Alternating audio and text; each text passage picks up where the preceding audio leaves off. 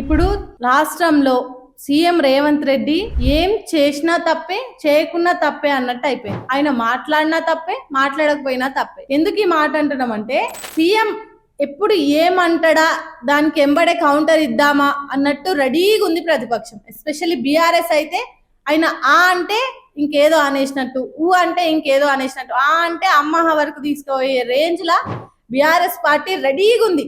ఎప్పుడెప్పుడు ట్రోల్ చేద్దాం, ఎప్పుడెప్పుడు ఆట పట్టిద్దామా అని. దీనికి బెస్ట్ ఎగ్జాంపుల్ ఏంటంటే, అంటే రేవంత్ రెడ్డి మాట్లాడిన మాటలు కూడా వాళ్ళకి చేతులారా అవకాశం ఇచ్చినట్టుగా అనిపిస్తుంది.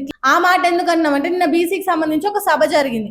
ఆ సభకి సోనియా గాంధీ నేను వస్తలే అని లెటర్ రాసింది. ఆ లెటర్ ని రేవంత్ రెడ్డి అఫీషియల్ గా ఎట్లా డిక్లేర్ చేసిండు, ఇది నాకు ఆస్కార్ అవార్డ్ తో సమానం, ఆ అవార్డ్స్ అంటే హైప్ క్రియేట్ చేస్తుంది. ఆ మాటలను బట్టి ఇక్కడ అర్థమయ్యేది ఏంటంటే, పార్టీ పెద్దలను సీఎం రేవంత్ రెడ్డి కాకా పట్టించాలని ట్రై చేస్తున్నాను ఇక్కడ క్లిస్టర్ క్లియర్ గా అర్థమైతుంది.